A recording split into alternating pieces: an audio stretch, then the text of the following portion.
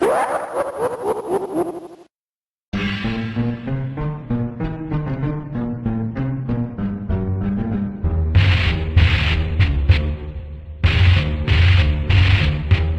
on your big Hollywood sunglasses and light the torch, because it's Cellar time.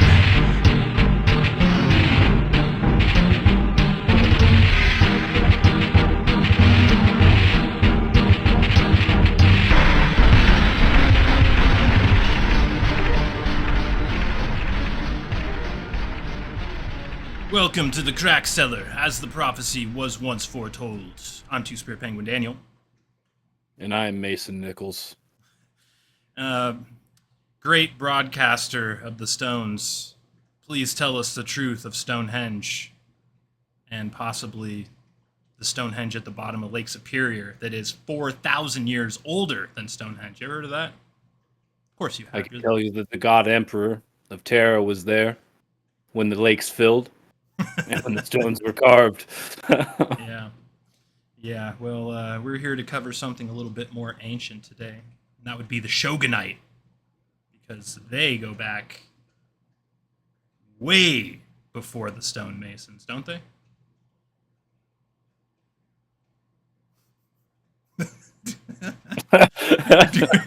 I saw you doing bird lawyer math in your head. That was good. That's classified. So we got Shogun, which is like essentially The Last Samurai, the TV show, a little bit. What do you think about that? I mean, I feel like there's a lot of people probably screaming at that idea. I haven't heard anyone. Probably a lot of people that like this show that probably are in the camp of thinking The Last Samurai is like the opposite of black exploitation film. Black exploitation, I think, or whatever they call it. Yeah. One word? Do they have a one-word thing for that? Chapsploitation, huh?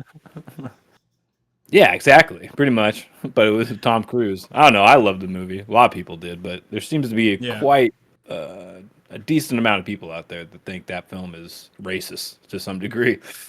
Yeah, even though well, Japanese people aren't. Yeah. Well, I think most people know that movie from the Dave Chappelle show skit with Paul Mooney, where he's talking about The Last Samurai, and he made a joke about Tom Hanks being in a movie that we can't really say without getting removed from the internet.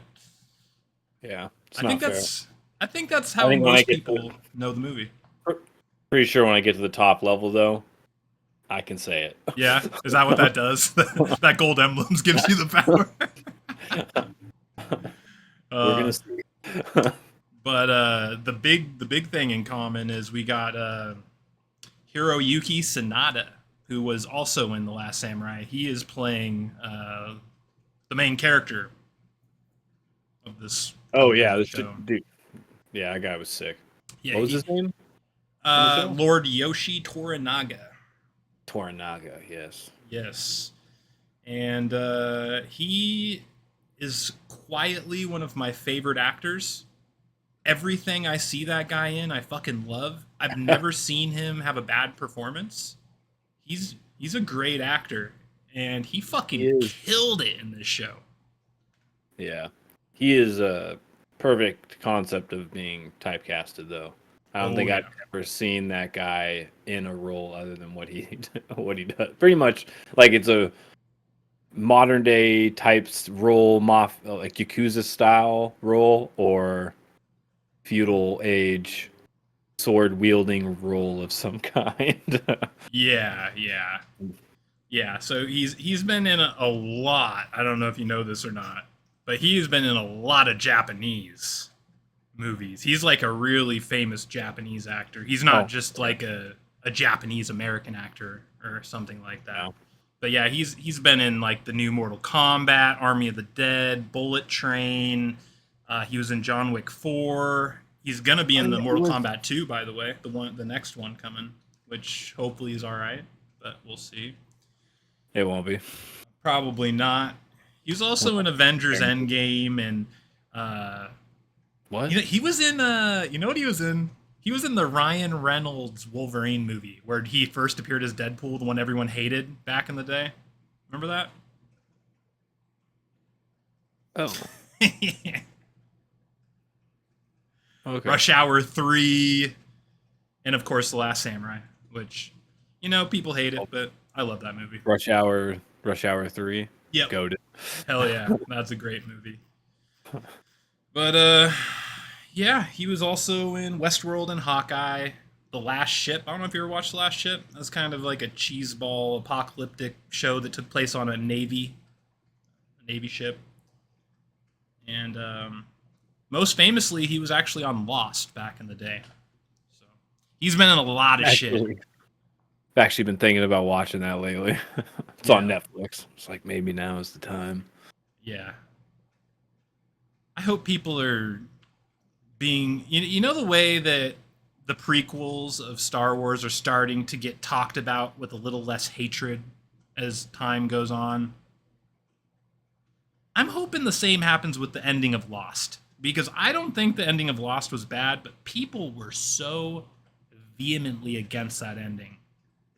Kind of bummed me out a little bit. I remember people talking about that. I didn't even know watch television.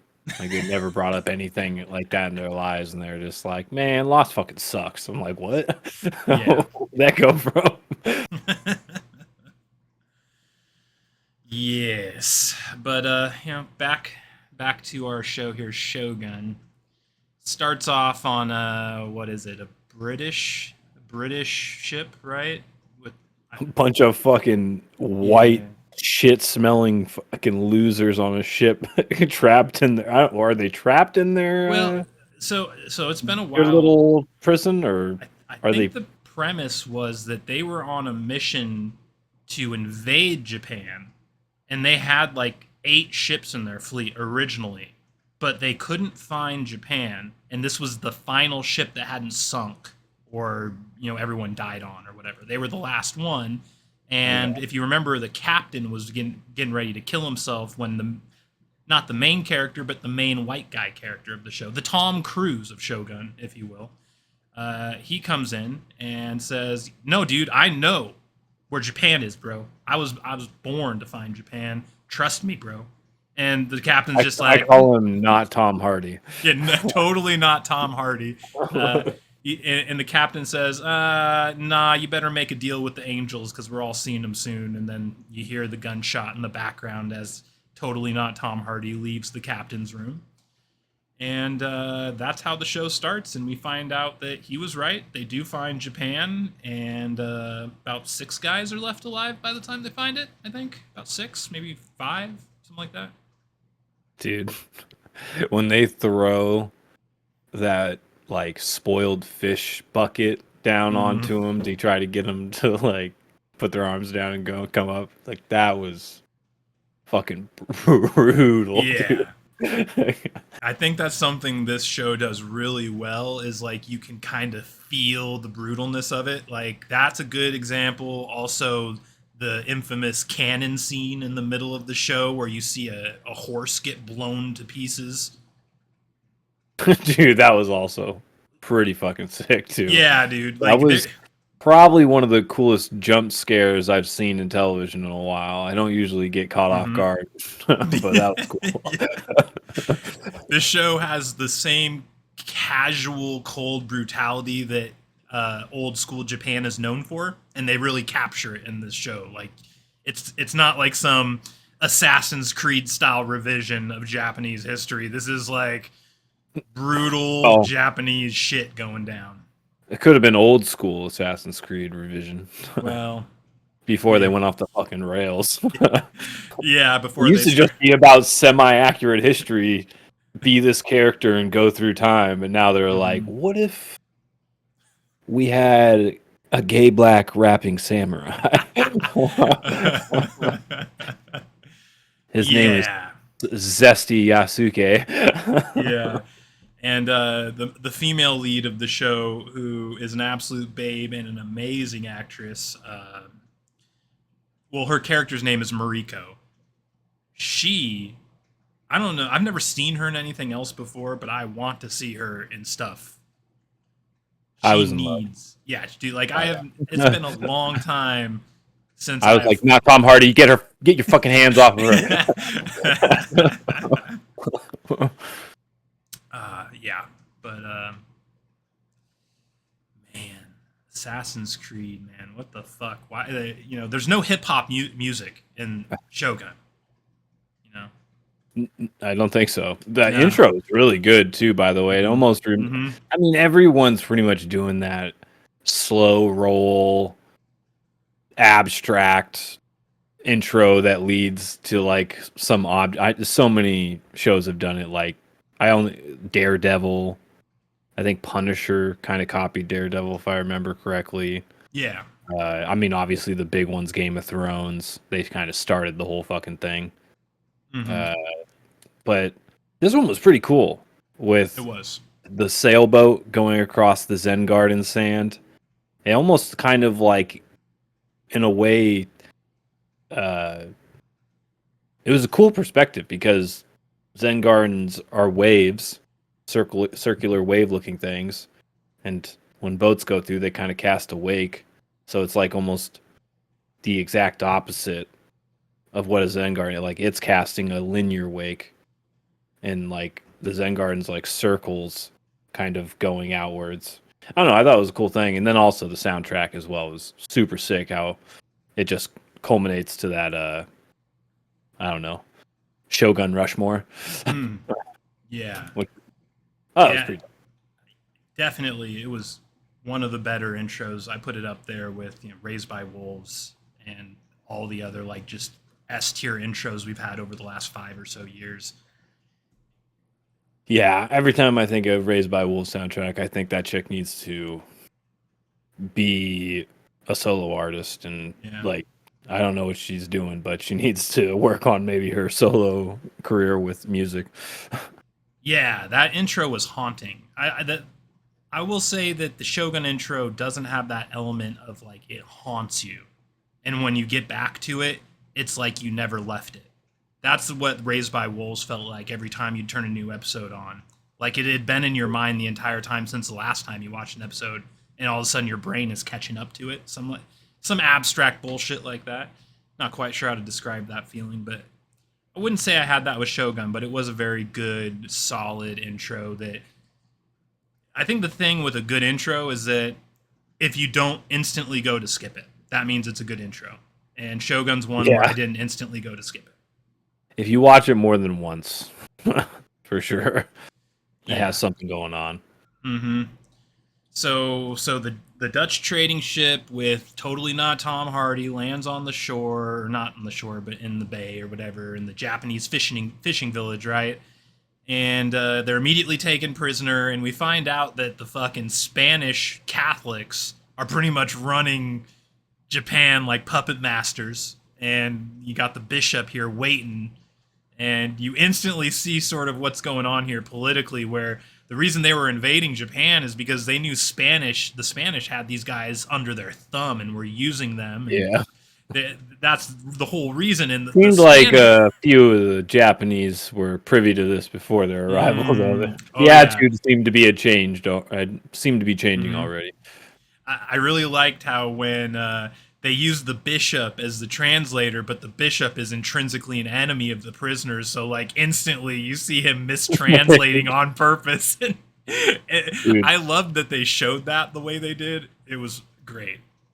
Dude, that guy in the first like few episodes was probably some of the coolest acting I've seen in a while, dude. His off the cuff responses to pretty much everybody that spoke Japanese to him was 100% comedy gold. Mm-hmm. Like, every response he had, he's just like, yes, you big piece of shit. Yep.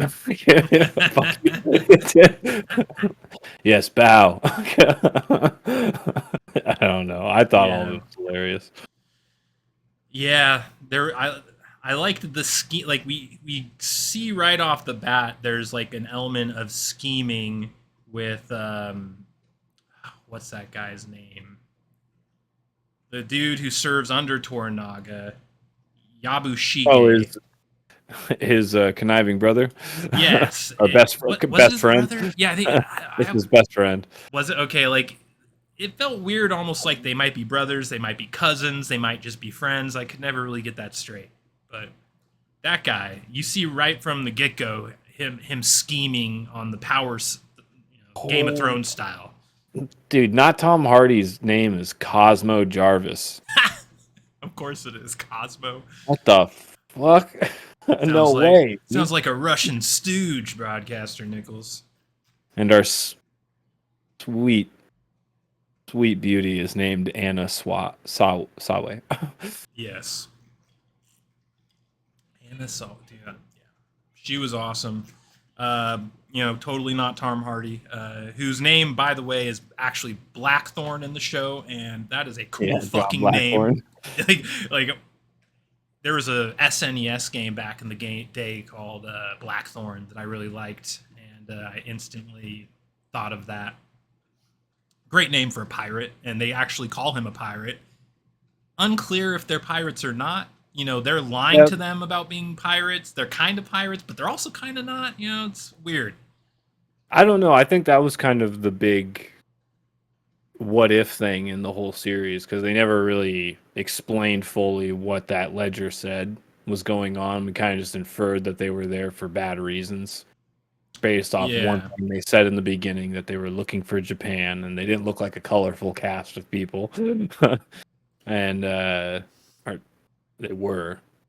And then on top of that, I think there was a couple other times throughout the series, where they're talking about translating it and then handing it off eventually to Blackthorn, where they kind of insinuated that they knew he was up to no good, but there was never ever anything besides the Catholic Church's pretty much perspective on him being the bad guy and kind of coming to be some type of infiltrator. I don't think there was ever anything laid out in solid form for him to be an invader or a pirate or a merchant ship. It was all kind of like a weird question mark over what his real intentions were being here. That's what I thought, unless I missed a scene. I thought there was a point where Mariko fully translated it, and she found out. Well, I guess it was kind of implied. She never really spelled it out. So, yeah, I guess you're right. That is kind of a weird line of ambiguity. And this is based on a book. From what I've heard, that it is pretty source accurate. So I wonder if the book stays as ambiguous as the TV show on that. Yeah, it's true. Actually, that might just be a lack of direction in the show. Who knows? Yeah, so they take Blackthorn to Osaka Castle, and I fucking loved the set for Osaka Castle. A lot of these shows use a lot of blue screen and green screen and a lot of trickery to make you think they're somewhere they're not. And I can almost always spot it and just be like, ugh, This show did an amazing job making me feel like I was in Japan. Don't know if they really shot it in Japan. They might not have, but I felt like it was in Japan. So give them a lot of credit for that. Now, did you ever play Ghost of Tsushima? Fuck yeah. One of my favorite games in the last 10 years, for sure. I felt almost like that game educated me a little bit, because when I was walking through Shogun and they were doing some traditional shit, I was like, I did that in Ghost of Tsushima. I made poems. I know that poems are a big deal. or I mean haiku, or what are they called? Yeah, I think haikus is what they're called. Yeah, haikus, yeah. And then like the little stirring matcha thing ceremony. I was like, all right, I'm in the know. Yeah. So there's like a lot of political intrigue going on at Osaka Castle. There's like a lot of gamesmanship politically between Toranaga and like the current leader of the council, who is a little fucktard. I forget his name, but Cheeto. Yeah, but he again the I don't know. I liked him. He came off as like a really good miserable villain. Like, well, no, he's a great actor at being a fucktard for sure. Like he sold it good. I liked Toranaga's sort of like pretending he wasn't interested in Blackthorn and like all of the sort of 4D chess he was playing in this episode. a little boring till the end when everyone goes to sleep and fucking shinobi come in for an assassination run, which is that I think is when I realized this is a keeper. That shinobi scene at the end of episode 2. That was sick. Yeah, it was pretty sick. I also liked the performance of Kashigi or whatever, the best friend dude. He was my favorite character by far in the whole season because I never knew what that guy was up to. Like in the very beginning, they kind of put him out to be this character that was obviously betraying his best friend, and Toranaga was kind of in the know, but Toranaga's a cunning, sly person himself, so he was keeping him at a distance, and like that was the perspective the whole time. But then when like Kashigi actually lets the shinobi in to do the deed or whatever, and gets who's he get killed? He gets somebody killed that wasn't supposed to die. Oh yeah, it was Mariko. Mariko dies, and I was just like, okay, so he is a piece of shit. Why was he like? I don't know. Is this a weird Mariko character? doesn't die till the end. Someone does die though. I'm trying to remember who it was. Yeah, remember? That's what I'm talking about. When he lets Shinobi in. I'm not talking about the Shinobi that I'm talking about the beginning Shinobi scene. Episode 2. Well, I would assume that it's implied Kashigi let them in too. At that, in hindsight. Yes, yeah, for sure. Did someone die on that first Shinobi? I feel like. Well, I mean, obviously people died, but was a main character? I don't remember if a main character died. No, it was just a maid got fucking cut, and then the assassin got killed by Toranaga. Some red shirts. Yeah. Yeah. I don't know. Series seems to like suffer from a little bit of pacing just because of the buildup, like you said, with Toranaga. But for the most part, it's more of like, that's why I brought up Ghost of Tsushima. It's more of like a scenic show. There's a lot of great set pieces, there's no very limited. I don't even know if there was any CGI, to be honest. But definitely the landslide. Remember when the landslide takes out? Oh, that was CG. Yeah, and wasn't particularly great CG either, but whatever. Yeah, I'll forgive it. That's probably one of my biggest. And the horse getting obliterated. I forgot about that. That was good CG. I bought that one. Yeah. But the landslide looked a little cheesy. Looked a little Stargate SG-1. Yeah. I'm hoping season 2 is definitely going to pay off the way I think it is, because this whole season was a like slow build up to seem to what was obvious to everybody. Yeah. And then everyone probably had a B and a C plan cooking in their head of what could slightly happen. But I think at the end of the series, 1 second of this series changes everything at the very end. Oh yeah, yeah. We'll get to that. Honestly, when I was like halfway through this show, someone made an off comment to me about how great Shogun was, but they hated the ending. They didn't say anything about it. They just said that they hated it, and I was sitting there thinking like, how could a show this good have a bad ending? And then when I got to the ending, I didn't think it was bad at all. And it just made me think, oh, this isn't a bad ending. This is a controversial ending. This is like one of those endings where it's going to rub some people the wrong way, to see the world a certain way. But yeah, I guess you're right. Some people might take it as like got duped or something into like believing in a bad person or something like that. Or I guess like you said, like it's not really a bad person. I mean, it's like, most of the people have descended from savages. So yeah, we're talking about a feudal Japan here. These aren't good or nice people. Yeah, we'll get to that in a few minutes. So next day after the assassination, they come up with a plan to escape the castle by pretending they're going to go pay respects for some some weird story. And it seemed legit, I guess, but they knew that they were going to get questioned. So there's like this big to-do with them trying to hide women, and Mariko couldn't leave, so they're like trying to hide Mariko. And Blackthorn does a distraction to get him out and shit, like this whole deal. And they do get out, but then they get discovered at the last second, and there's this really cool samurai battle as they're getting to the boat to escape.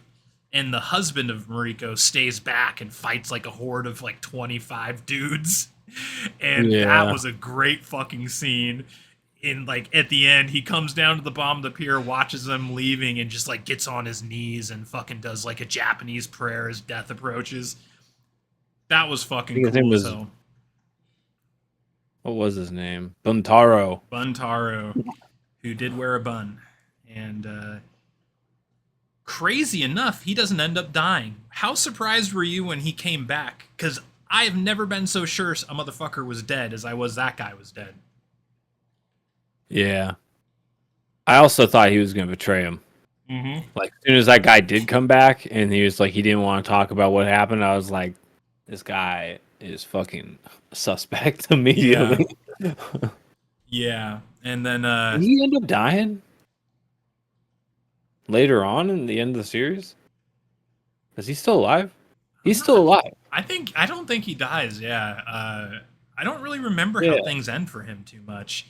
But anyway, so they get back to the fishing village first they go to the boat, and then we have this sort of very Last Samurai-esque scene with Toranaga and Blackthorn on the ship, where Toranaga declares that Blackthorn is now his fucking, what do they call it? It's like a squire, but there's a Japanese word for it. This is my young boy. Kagashie or something like that. What the fuck? I totally am forgetting about what that's called. But it was cool because he makes him. I think it was started with an H. It's like Hashimoto or something. His Hashimoto. Maybe. But he instructs him to teach him how to dive and just makes him dive over and over again. And it's like this weird initiation ritual at first. This dude's like buck naked. And he's like, dive for me. Do it again. Do it better this time, over and over.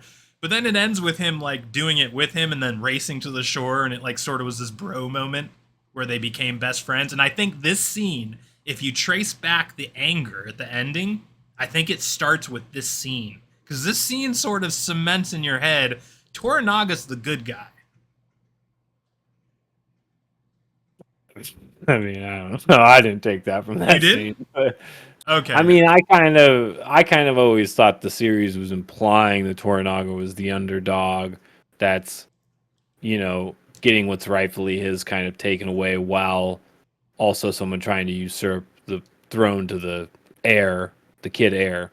Yeah. So I think he was always kind of positioned as a good guy in a way like that, And then that scene, I don't know. That scene was just fucking weird because I was like, is like this their interpretation of what a bro moment is in feudal Japan? Like, I don't know what they're trying to do right now. Hatamoto is what the term is. Okay. This came to me. Yeah, it is a weird sort of bro moment. But there's just something about the scene, and again, felt really Tom Cruise Last Samurai-esque with like the weirdness of, because that movie also had some weird bro moments, if you remember, with Tom Cruise. This kind of felt like adjacent to that. And then we get back to the fishing village. To be honest, I feel like, if I'm being 100% right now, I feel like The Last Samurais was a little bit more reasonable and normal. Like, that scene in particular, I know it seems like I'm kind of dogging on this scene a little hard, but that scene actually stood out to me really like weird, like kind of, I don't want to get too hyperbolic here, but like kind of gave me weird like Harvey Weinstein, Epstein vibe. I was like, what's going on here in this scene? Like, I feel like someone demanded the scene happen this way, like the actors were like, I feel like I wouldn't want to do this. And they're like, no, you have to ask him to dive 12 times. And they're like fucking looking at each other. I feel like that's the energy that was in that scene. Anyways. Yeah. So the totally not Tom Hardy becomes Hatamoto, gets a sweet little Japanese villa in the fishing village, complete with a servant wife Spy gardener. consort woman who absolutely hates his guts, but has been ordered to, fuck his brains out whenever he demands it, which he never does throughout the entire show. He never has sex with her, but he might have some with someone else. Also, She could come back. She's off to become a nun. She's gonna come back as a nun warrior, dude. Yeah. Totally unrelated note: Mariko also is going to live in the house with Blackthorn, and eventually her husband comes back from his miraculous survival, and he is ordered to sleep in the house with Mariko, with Blackthorn, and Blackthorn's concubine, whatever.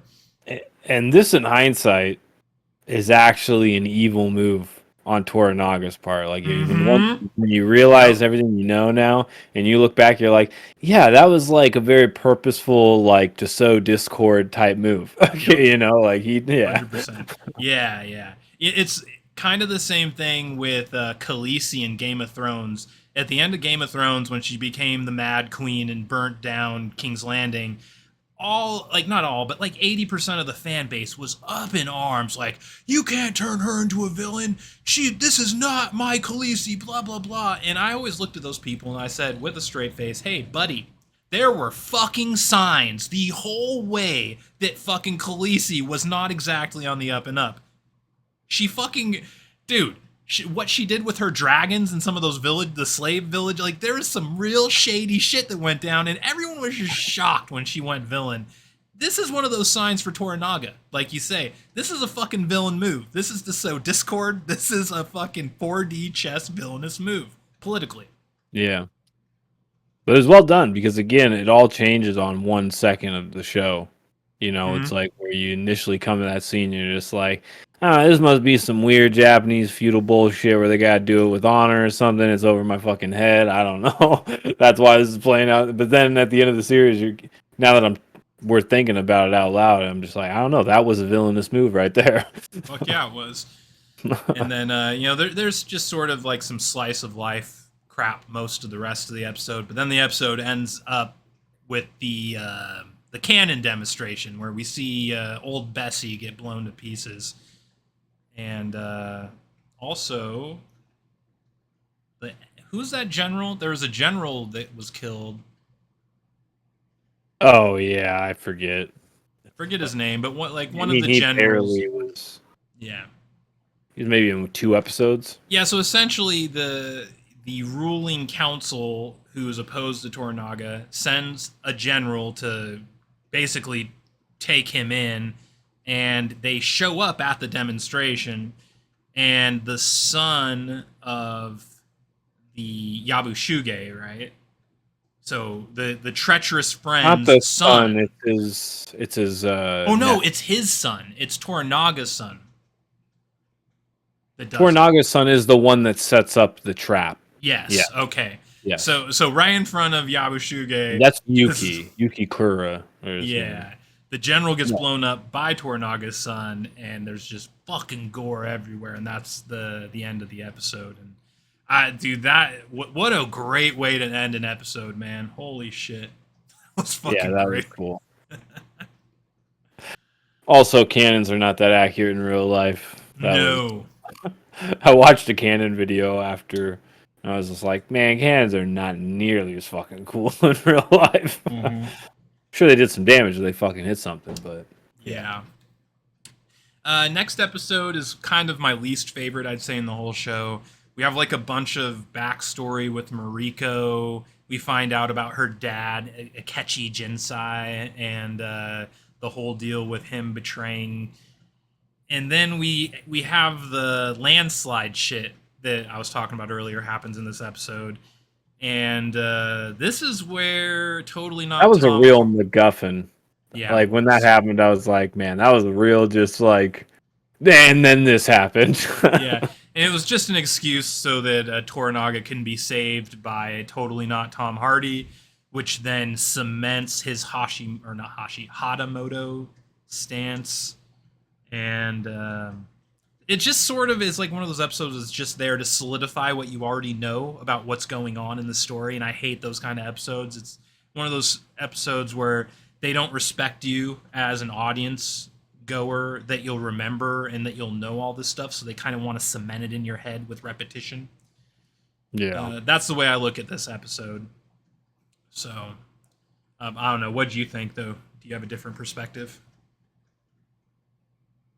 I don't know. The episode was all cool, great up until that, because you just seen him on again. Talking about scenic angles and stuff like that. I had one of the coolest right before the landslide happened, and they were on the mountaintop or hillside, whatever you want to call it, and you could see some of his army in the background and stuff. And you could see the eagle flying in, or the hawk flying in there. Yeah, Those are like, it was pretty sweet. It was all kind of just kind of going according to the story. Besides that landslide, yeah, and I don't know. I think the landslide, in a way, was supposed to be for, to cement the Hashimoto or whatever is for the villagers and the army and stuff. Not so much the viewer, because like Okay. it seemed like people were.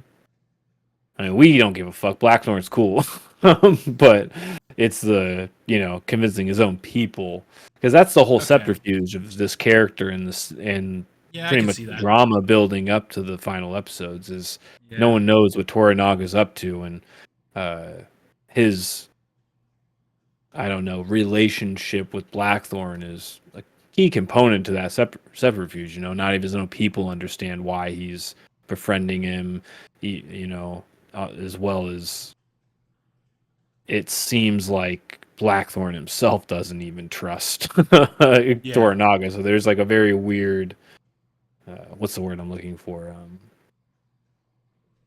Trifecta or something like that, going on. Yeah, fair enough. Next episode, kind of another boring episode. We have more backstory. This time we actually go into the past and see Mariko as a kid, with a new character that's introduced. And the whole reason they do this is because they're introducing Ochiba, or whatever that other girl who is her best friend is, who ends up being like the sort of the mistress of power in the background. As soon as I seen this chick, I was like, this should be the chick that plays Orochimaru in the Forest of Death in any live action. Dude. As soon as I saw her, I was like, you put Orochimaru's voice over this chick, I'd be like, this is terrifying. Yeah. She looks villainous, dude. Her eyes are evil as fuck. Anyways. Yeah, no, she totally. And the way her talk, the cadence in which she talked was what really got me with the Orochimaru comparison you just made. She talked like Orochimaru a little bit. The way she sort of drawed out her words, and the way she kind of had sharp. Some words were a little too sharp than they should be. She's like a Tenchu villain, dude. Totally. I'd say the main thing that comes out of this episode is Operation Crimson Sky, which we don't really know what it is, but at the very end of the episode, he sort of like brings the war council together and invokes Crimson Sky, and like everyone sort of like reacts to it like, oh, what? Crimson Sky? What? That's a lame fucking name too. I thought it was so lame. I was like, this has to be like a fake, like he just made this up and he told everybody, and there's going to be a scene where he's like, there's no Crimson Sky. I've never. Yeah. So, and it's funny, the very next episode, it opens up with Toranaga as a 12-year-old leading his first battle, in which apparently he won a stunning victory, and you watch him behead the opposing general who's like 25 years older than him. And that was a really crazy scene, because that shit happened in Japan. Like, that's real, dude. For sure. That shit was real. That was pretty crazy scene, dude. I was like, I just imagine being on your knees, just about to get beheaded by a fucking teenager or a young teenager. Like, wow. Teenager, yeah. Or wasn't he wasn't even a teenager. He was. I think he was 12. 10. It's like 10 or 12, dude. Oh man! And he didn't even like fight that hard too. He's totally just like a babied soldier at 10 or 12. Probably like, well, maybe not. Who knows? I just can't imagine a 12-year-old would actually survive on the front lines unless they were heavily favored to survive. Mm-hmm. And then they get to fucking chop your head off. Like, I won. Yeah. 200 men died so I could stand here and cut your fucking head off, dude. Anyways. Yeah. So, the next episode, probably my favorite. This is where he goes to find his brother, right? So like his brother is like lord of some fucking swampland across Japan somewhere else, and he meets him to be his ally because it's the only way he can defeat the council in Osaka Castle, right? And when he first meets with his brother, he's kind of like cagey, like I'm not with you, bro. But then like he ends up like acting it off as like a joke and saying, "Oh, I'm for sure with you, bro. Let's go get fucking hammered and fuck The some guy with the prostitutes." gigantic whale fin dick helmet, dude. Like, as soon as he shows up, he's like, psych. I was Yeah. like, God, dude, this guy is gonna betray him, no doubt. Mm-hmm.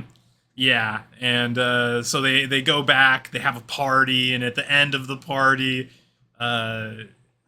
there's like his brother starts talking shit and like kind of telling stories about him when he was a kid that are unflattering in front of all of his like important people, and you're just like, oh fuck, what's happening right now?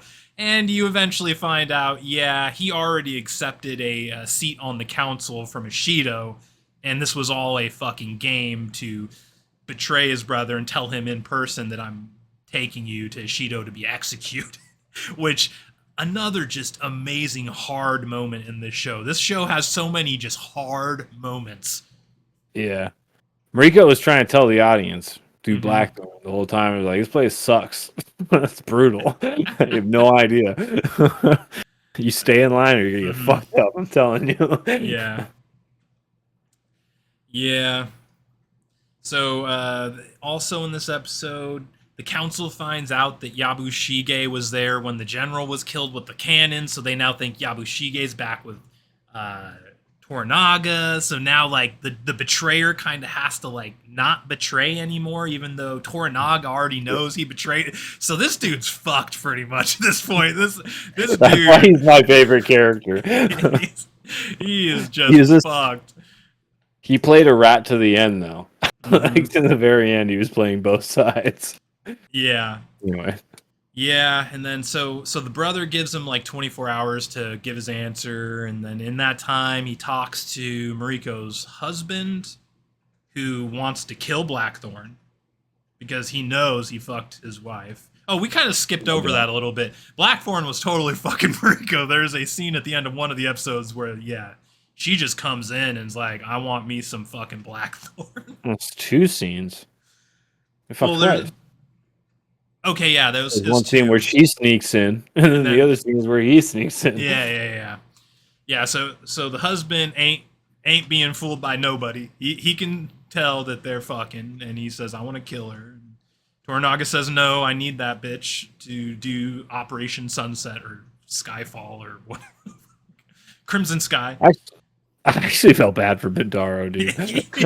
Dude, you got shat on, man. You really did. Dude, that whole matcha fucking poem haiku date thing. I was like, at the very end of that, which is just like, I would rather die. I was just like, brutal, dude. You had to sit through that and just get that thrown at you, dude. Yeah.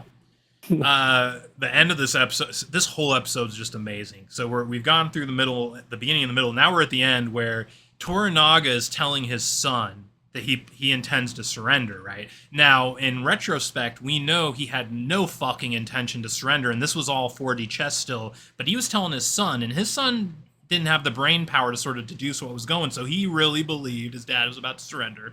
So what does he do? Yeah. What any good 22-year-old Japanese royal rich dude would do. He went straight to the brothel, got hammered, and started fucking bitches. And this is where inside of the coup.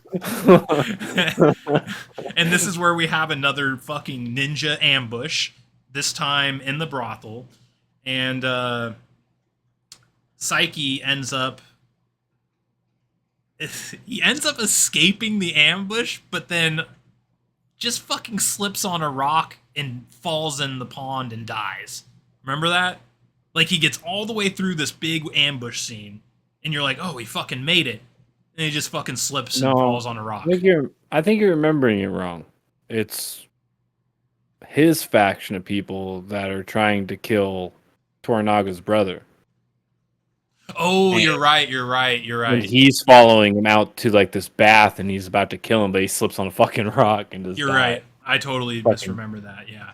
Crazy lame. Yeah, so the brother survives. He should have been dead. He survives, and he watches his nephew, as his nephew's trying to kill him, slip and fall onto a rock and just instantly die from the hit on the head. He was kind of a dumb fucking son, though. I mean, He was, and he went out like a fucking fool, as he should have. But like, if you again, think about another that, example of brutality in this show is just like, yeah, he just fucking slipped on a rock and crushed his skull.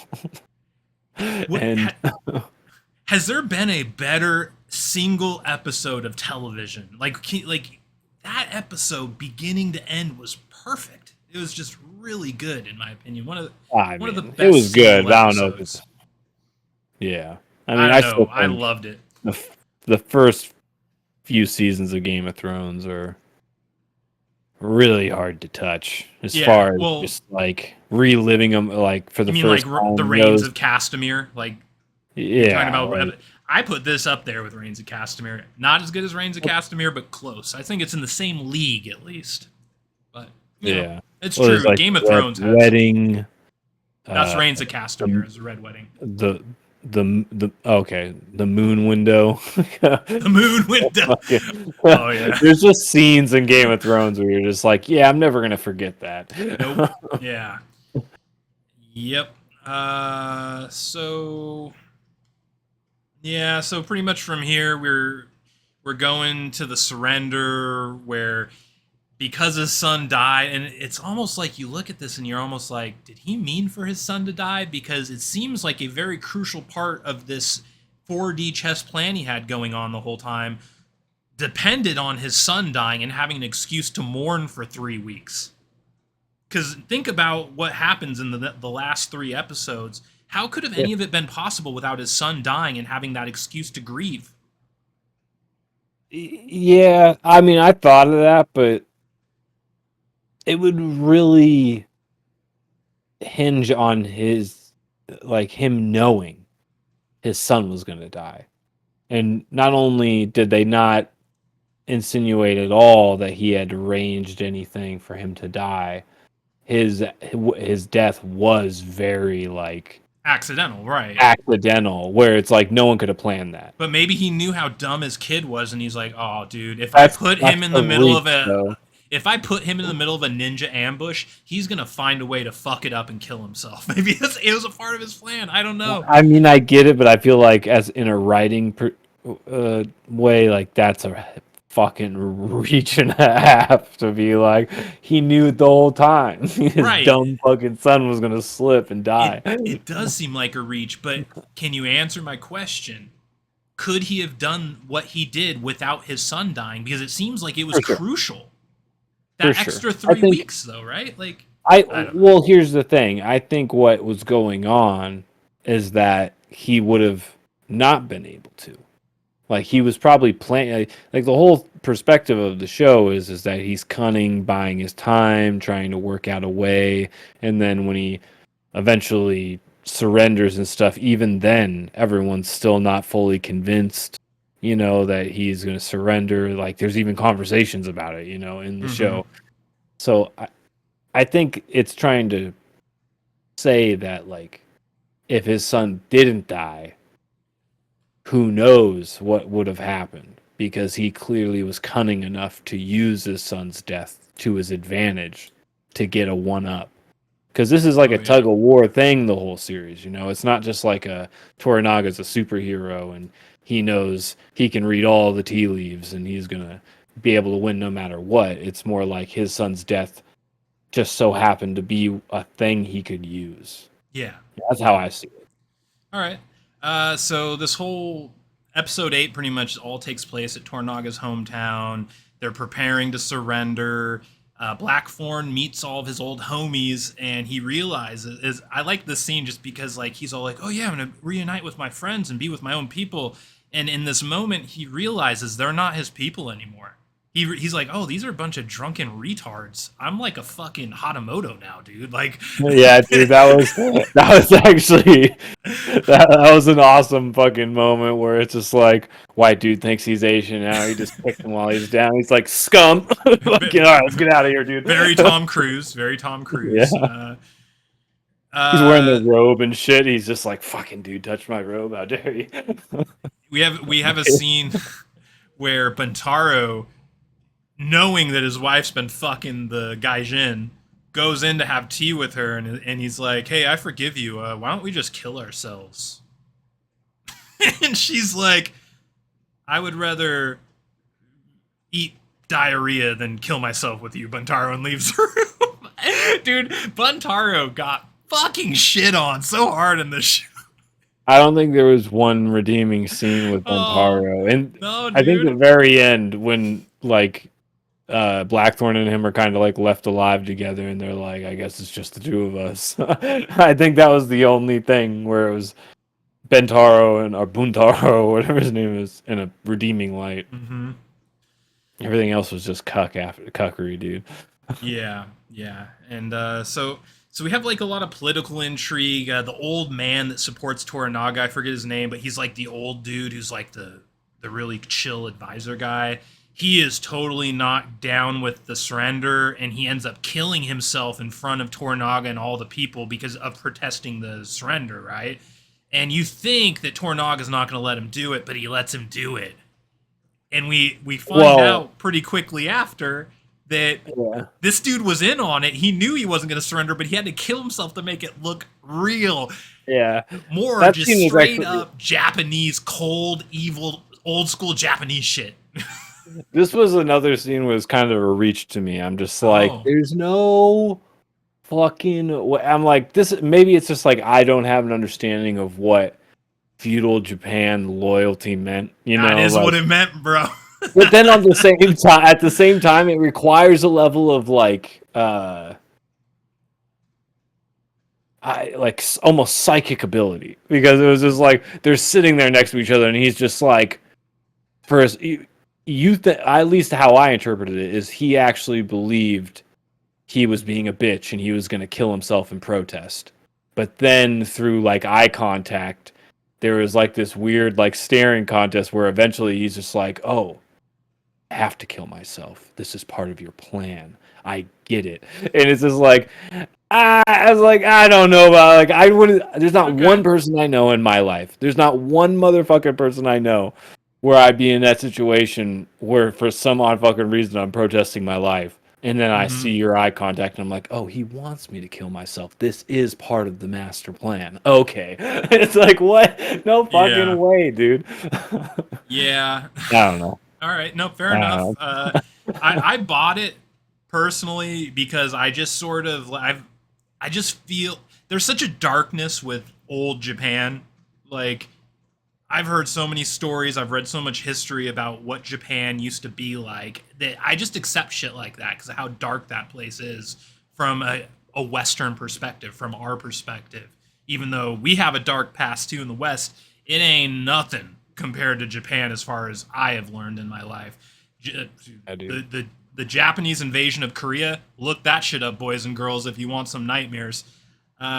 Anyway, moving on, Yabushuge and Blackthorn have a meeting where Blackthorn's like, I know you don't want to surrender, motherfucker. Let's get a ship. Let's go to war.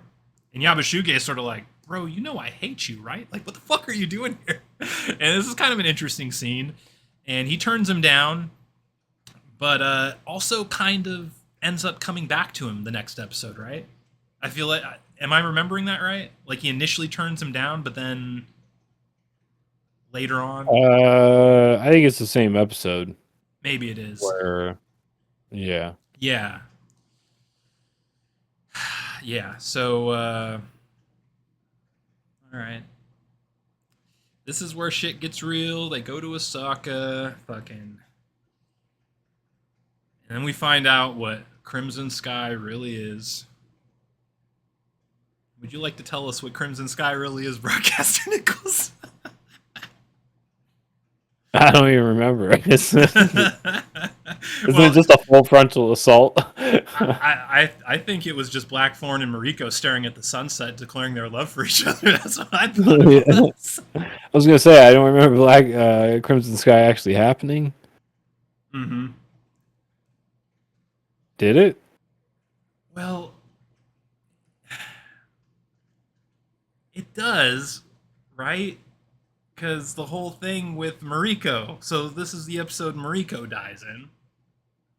So, Are you saying that Crimson Sky was meditated?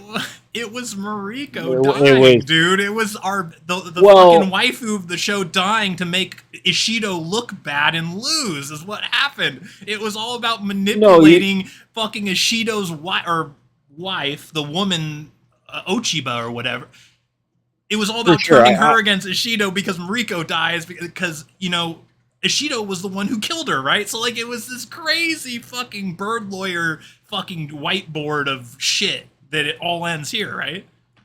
I get what you're saying there, but that was more of set up with the whole discussion of, you know, between her and Toranaga and like a meaningful death, and then her being in Osaka and kind of being under capture, and then her going through that protest of I'm leaving, and even if you try to kill me type of thing. Yeah, it was all on purpose.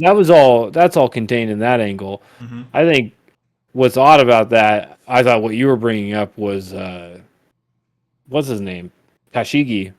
That was when he let the assassins in, where Mariko are the ninjas in, where Mariko eventually dies.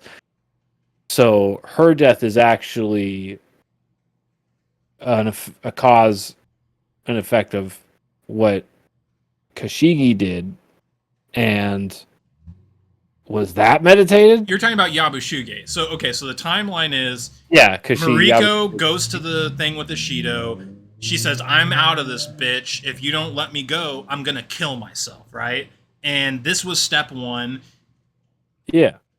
No, I'm talking about when she's in the room and gets blown up or whatever. That's all based on that's from Yabushuge letting in the assassins on order of Ishido, because Ishido, remember, he stops the committing of the suicide because that would look really bad and lose support. So he stops the suicide, but then orders her death the very same night, helped by Yabushuge, right? So it's all sort of the same thing. And if you really take a step back and look, I don't think it was Toranaga. Mariko was the target, though. Yeah, she was. No, it was Blackthorn.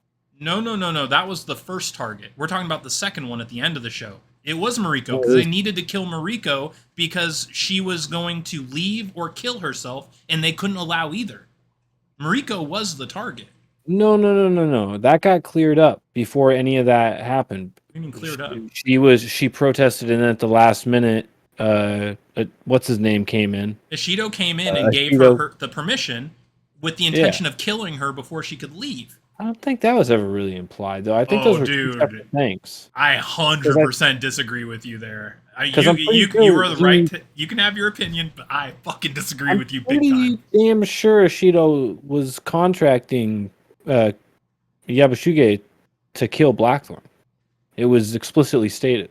Mariko was a casualty in that because she went to the door. Yeah, because she went to the door to block the blast so everyone could survive. That was the ironic part, because they were after her anyway. That was the whole point, and she ends up shielding the others, even though she's the target. That was the whole craziness of the episode and the ending. But Yabushuge seemed very distraught, and he even said it because to Toranaga at the end that she was not supposed to be the target. Ishido didn't, or Yabushuge didn't know. So he's just being used by Ishido. He just has to open the doors. Like, he's not privy to all the fucking details. He was manipulated. They used his desperation to not die because, we can disagree on that. Either way, that, in my opinion, is what Crimson Sky was to get Mariko to be a martyr and turn Ochiba against Ishido so that Toranaga could win, which is exactly what happened. It is what happened. Yeah. So Huh. Okay. So Mariko in the final episode, Mariko's buried, and the council votes to go to war with Toranaga. This is the episode, I think, where Yabushige gets on the ship with Blackthorn, and Blackthorn's sort of like, "What? Really? I thought you turned me down." And then like they started growing out with each other and shit. This is head injury, Yabushige. This is also where Blackthorn meets with the concubine chick, and she tells him that she's going to become a nun and says, "Peace out." That was a great scene. Then,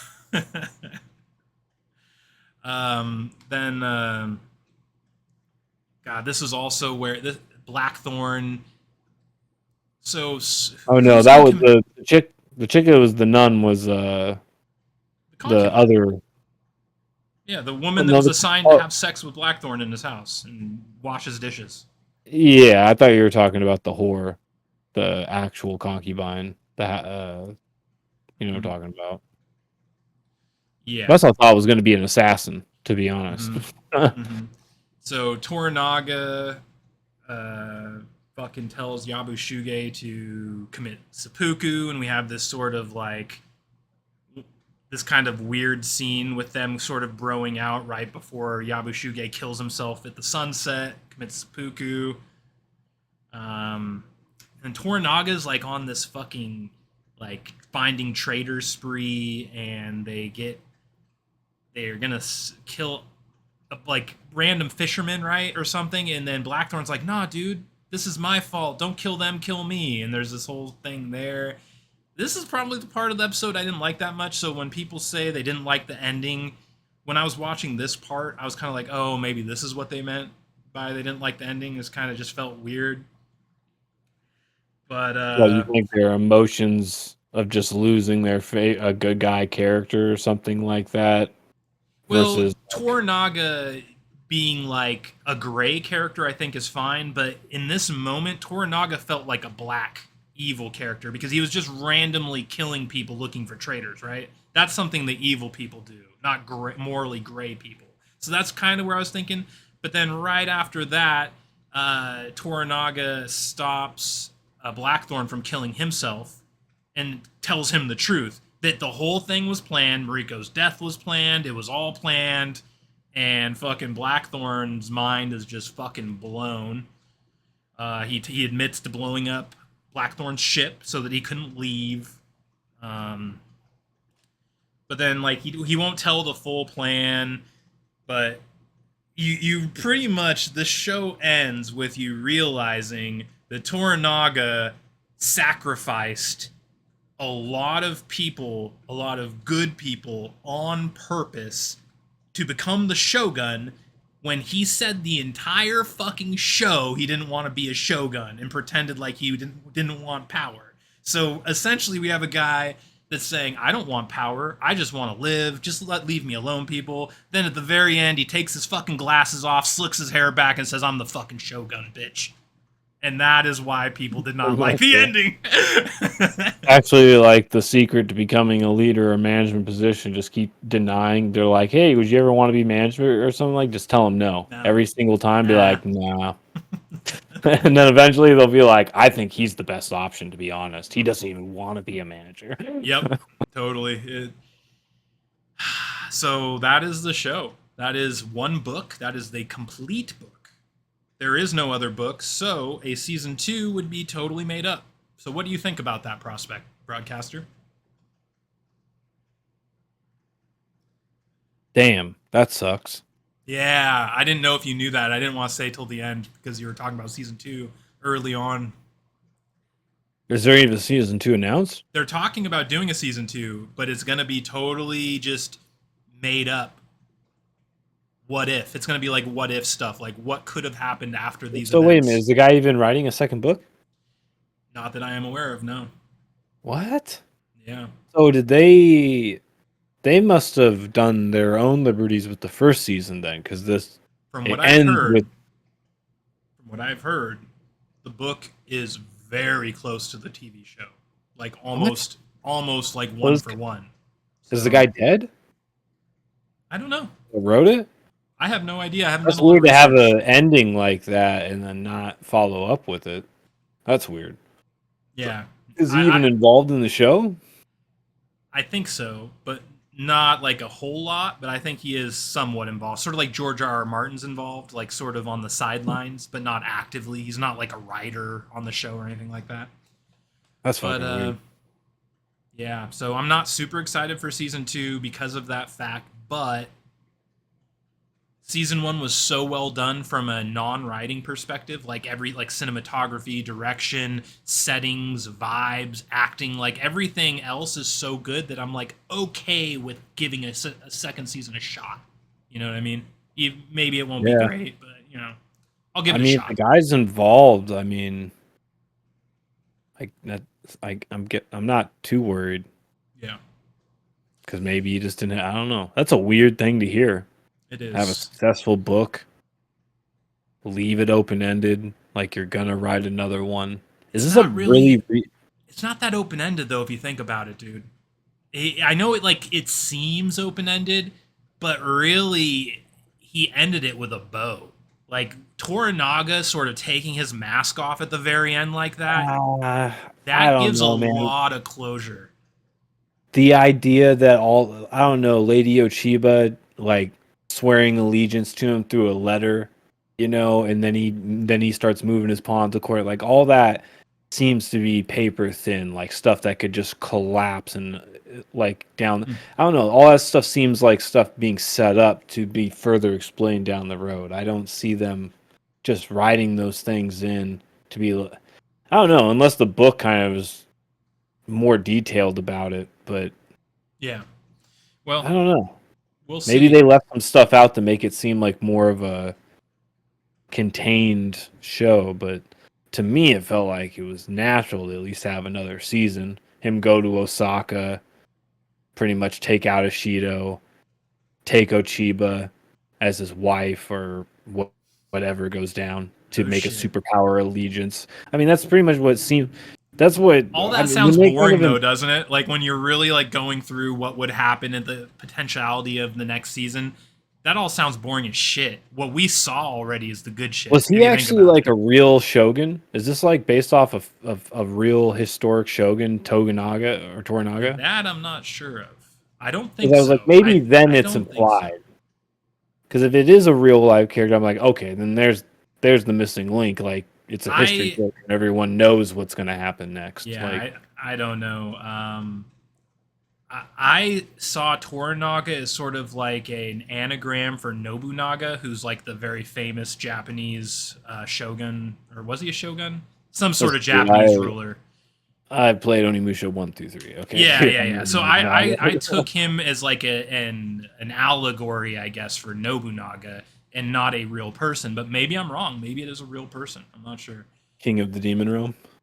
Indeed. And Broadcaster Nickels, as you know, here in the Crack Cellar, we have an official patented 80s slasher rating system for which it is literally impossible that you would ever forget a rank. You have the shit memorized to the core. It is a part of the fiber of your being. And on that scale, Broadcaster, I would like to know what you want to rate season 1 of Shogun. I'm gonna give it a pinhead Oh, shit. for sure. Solid pinhead. Good television. Yeah. Solid television. Can't really. I don't know. I don't see anything wrong with it. There was not a bad episode. There wasn't really bad acting. There wasn't bad storytelling. I mean, mainly we're talking about like how it would continue and how villainous really these characters are, which is just kind of testament to how well it was written. So Yeah. yeah, I think it pretty much checks every box. Didn't have any bullshit, political bullshit like black people showing up in Japan or Nope. No DEI in this Shogun. yeah. Yeah, I'm gonna give it a Freddy Krueger because I think that in terms of this show reminds me of one season animes, which ironically are also from Japan. The greatest animes are one season, 26 episodes, one story, beginning to end, no bullshit, no filler. It is what it is. And this show reminds me of that. It's one season. It completes the entire book in one season. Every episode's good. Some episodes are legendary. Quite a few. There's like 4 or 5 episodes out of 10 that are just like legendary episodes with just crazy shit going down. I think this is one of the better shows to come out in a while in terms of serious period dramas. I don't think there are a lot of good serious period dramas that are outside of like Britain. You know what I mean? Like most of them are like about British royalty, like Bridgerton and shit, which is made for chicks. Like all that is garbage. This is like a fucking period piece for men, like for dudes that like aren't like Highlander is coming out. Oh, hell yeah. It's a documentary, historical documentary, don't forget. Yeah. I don't think there's much they could do to improve this show. That's why I'm going to give it a Freddy Krueger. I rack my brain to think of what they could have done to improve this show, and I really can't think of anything. I loved all the actors. I loved the entire story. It's pretty much perfect. So yeah, I'm going Freddy. And on that note, we will close out.